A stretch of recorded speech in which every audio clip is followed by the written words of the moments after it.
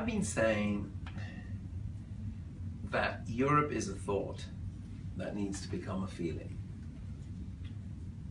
That Europe is a cool concept that is taught in schools, but we don't feel it like we should. I would argue that the refugee crisis affords us a chance to tell the world what it is to be a European.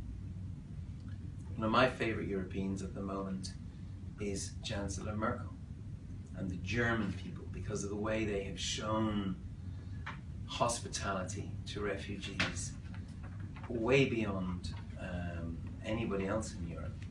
And I think we should give big props out to that. But I think all of us need to do more. Personally, I need to do more. I know my family feels that, my wife, my kids. This is, I mean, this is kind of an American word, but you know, neighborliness. It's a great word. You know, these are our neighbors, and their house is on fire. And if your neighbor's house is on fire, you should be available to try and put it out, because if you don't, your house might catch fire. I mean, that's not the most altruistic reasons, but if that's what it takes to get you going, take it. The other answer is just neighborliness.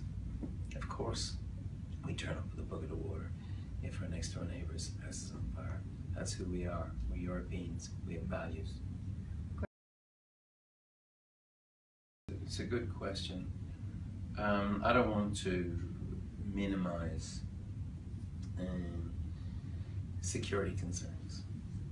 People feel anxious at the moment. People in rock and roll bands are getting attacked at their shows. Their audiences are getting murdered and mowed down in football games and restaurants. We are all right to be vigilant and watchful. But I have to tell you about refugees coming into the United States, which I think is the question. The United States has a very good record recently of taking in refugees, and in fact it's a very, very thorough vetting system. There's 13 agencies, government agencies involved. I think it takes 18 months. It's actually one of the most difficult ways to get into the United States. I think it's the most difficult way to get into the United States is as a refugee. So don't do yourself down. You're Americans, like, you're good at this.